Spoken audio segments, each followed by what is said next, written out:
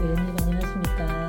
네, 네, 바쁘신 일정 가운데 인터뷰를 응해주셔서 감사합니다. 경기 플레이스클럽 회장 송은경입니다.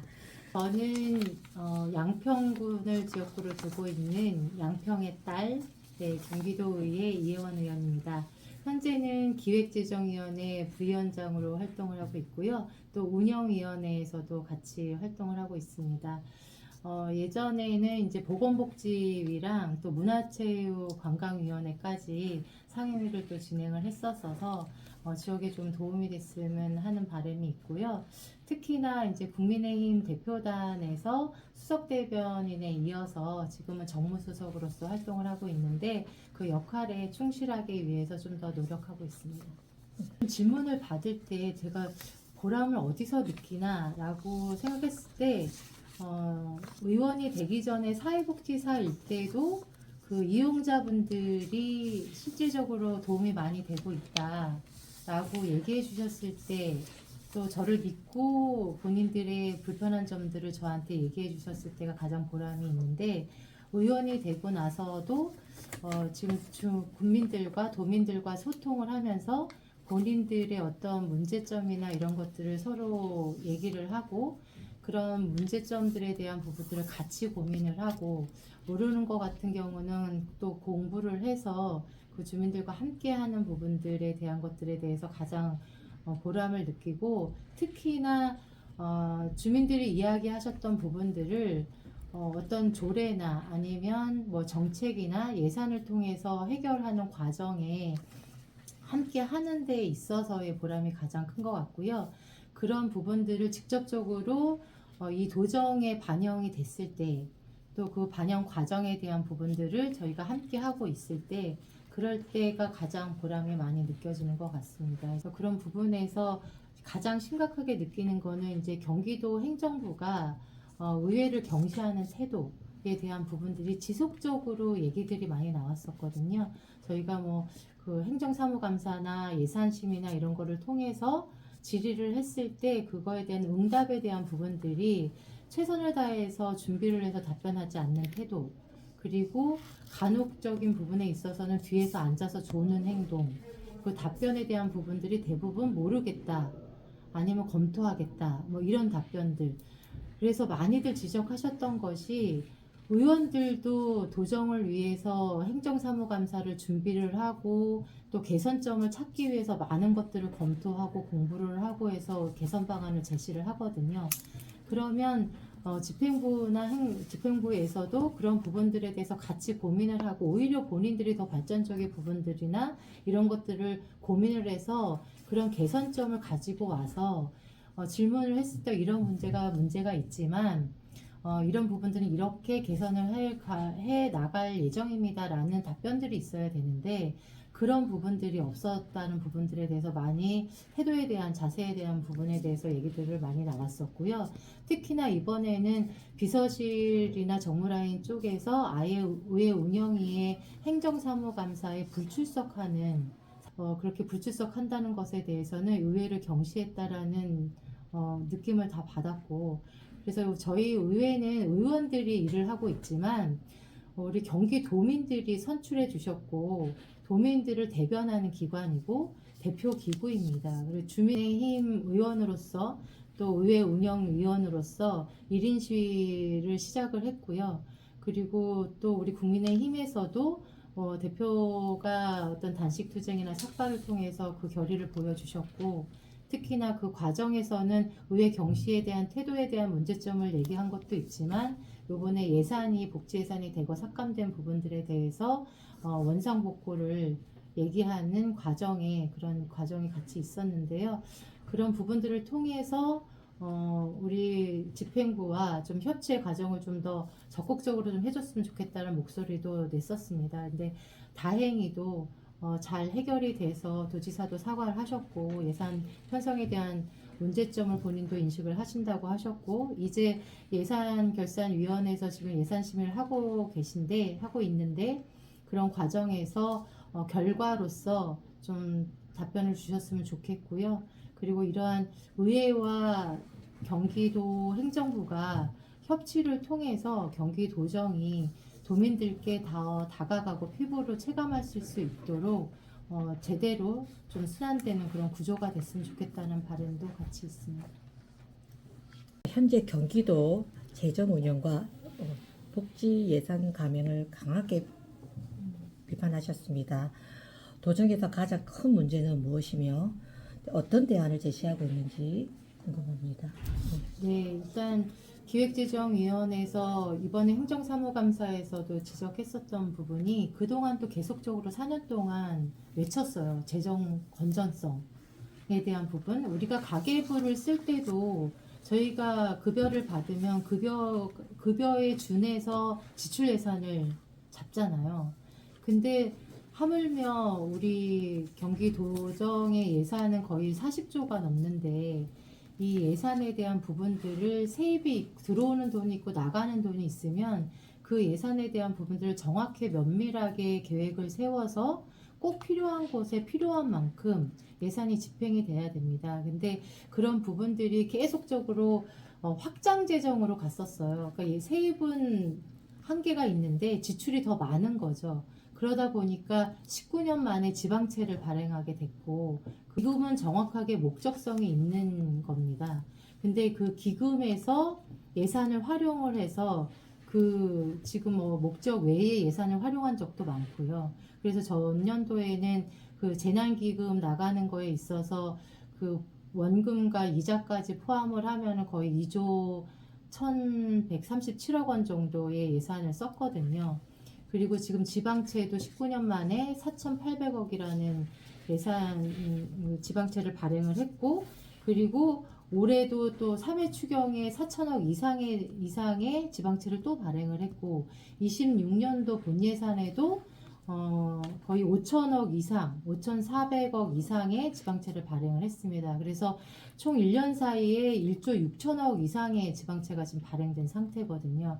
그러니까 과도하게 발행이 되고 있다라는 부분이고 이것은 빚으로 넘어갑니다. 그래서 도민의 빚으로 넘어가기 때문에 우리가 이후에는 계속 빚을 갚아야 되는 거죠. 그러니까 빚을 갚기 위해서 또 빚을 내고 이런 상황이 지금 악순환이 반복되고 있는 상황이기 때문에 그런 부분들에 대해서 지적을 했고 그것을 재정 건전성으로 돌아보기 위해서는 지금 행사성이나 일회성이나 그리고 현금 살포용, 포퓰리즘 이러한 정책에 대한 부분들은 최소화해야 된다. 그래서 지금 현실적으로 도래했었던 부분이 올해 26년도 예산에 꼭 필요한 인건비 그리고 결식아동 급식비 또 난임 부부들 시술 지원하는 부분들 이러한 꼭 생계와 직결된 예산들 복지 예산들이 대거 삭감이 된 거거든요. 근데 그런 과정이 지금 결과로 나타났잖아요. 그러면 이제서는 그런 부분들을 어떻게 계획적으로 중장기적으로 우리가 경기도 예산들을 펼쳐질 것인가에 대한 부분들을 고민을 해야 되는데 지금도 기획재정위원회에서 우리가 질문을 했을 때 거기에 대한 앞으로의 방향성에 대한 계획이 없어요. 그래서 그것이 더 큰 문제라고 생각을 하고 그런 부분들을 좀 면밀하게 들여다보고 경기도 재정이 제대로 좀 운영이 됐으면 좋겠다라고 생각을 하고요. 투명하게 해야 되는데 먼저도 재난기금에 대한 부분들을 도민들한테 재난기금 드리겠습니다 했을 때도 기사를 통해서 집행부가 얘기했었던 것은 먼저 도지사도 얘기를 했었고 예산 빌려서 하는 거 아닙니다. 있는 예산 쓰는 겁니다라고 얘기를 한 적이 있어요. 근데 이것은 정확하게 거짓이거든요. 네. 도민들한테는 정확하게 전달을 하시고 투명하게 예산을 사용을 해야 됩니다. 그래서 이건 기금과 지방채라는 것은 우리가 다시 갚아야 되는 예산이다. 올해도 140억이라는 이자를 갚아야 돼요, 저희가. 근데 이런 부분들이 매년 반복해서 지금 발생하는 부분들인데 이런 악순환에 대한 고리를 좀 끊었으면 좋겠고요. 공공기관 회원증 통합조례처럼 시행되지 못한 채 방치되고 있는 조례가 많은 것으로 알고 있습니다. 이러한 멈춰서 있는 법 그리고 문제 해결하기 위해서 현실 접근성은 무엇이 있는지 궁금합니다. 네, 제가 지금 표현을 하자면 조례로 제정을 했음에도 불구하고 시행이 안 되고 있는 멈춰선 조례가 많아요. 그러니까 기본적으로 조례가 제정이 되면 집행부에서 이 조례를 근거로 해서 정책을 실현을 해야 되는데 조례는 제정이 되어 있으나 시행이 되지 않는 조례들이 너무 많습니다. 그래서 행정사무감사 때도 그렇고 지속적으로 저는 제 소관 부서에 관련된 조례들이 제대로 이행이 되고 있는지에 대한 부분들을 계속적으로 검토를 해왔습니다. 근데 멈춰선 조례가 의외로 너무 많더라고요. 그래서 요번에 기획재정위원회에서 얘기했었던 그 공공기관 통합회원증에 관련된 부분도 공공기관 회원증 통합 그 조례 같은 경우에도 조례는 이미 만들어 놨는데 그 집행이 되고 있지를 않았어요. 먼저 제가 경기도민들 차량 구입할 때 그 지역 개발 채권을 이렇게 발급을 받아서 진행을 하는데 그것이 만기가 도래하게 되면 도민들이 찾아가셔야 되는데 그것을 찾지를 못하는 거예요. 언제 우리도 어제 일도 잘 기억이 안 나잖아요. 그럼 채권이 발행되고 나서 몇 년 후에 우리가 그걸 받아야 되니까 그걸 기억을 못하는 거예요. 그러면서 찾아가지 않아서 발생한 돈이 27억이 넘더라고요. 네, 그래서 그 부분을 우편이나 이런 걸 통해서 알려줄 수 있도록 조례를 개정을 했거든요. 근데 이 부분도 저희가 확인하기 위해서 자료 요구를 했을 때 그제서 확인을 하시고 집행부에서도 이렇게 개선을 하겠습니다라고 하셨어요. 그래서 이렇게 근데 개선이 되면 너무 좋아요. 근데 지적을 했음에도 불구하고 개선이 안 되는 상황도 있거든요. 그런 경우에는 좀 답답함이 많죠.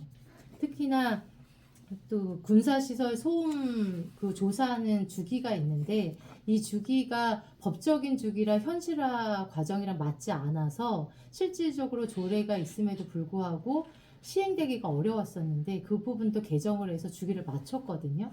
그러다 보니까 현실화가 됐기 때문에 주기를 맞춰서 또 조사를 하게 되고 적용을 하게 되는 그런 과정이 있었습니다.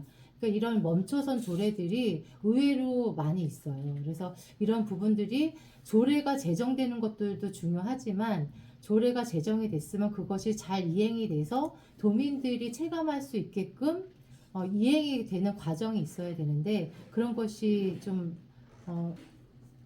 양평 이 지역구 주민들이 가장 많이 제시하는 민원이 무엇이면 그 의원님이 특히 중심적으로 해결하고자 하는 핵심 지역은 무엇인지 궁금합니다.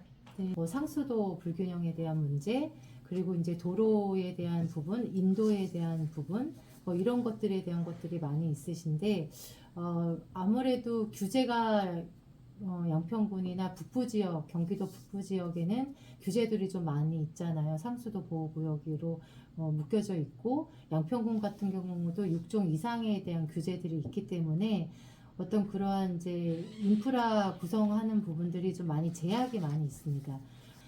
그 중에서도 문제가 마을마다 다 필요하다고 하시니까 군에서 그 부분들을 취합을 해서 우선순위를 정해서 가장 필요한 것부터 해결을 해야 되잖아요.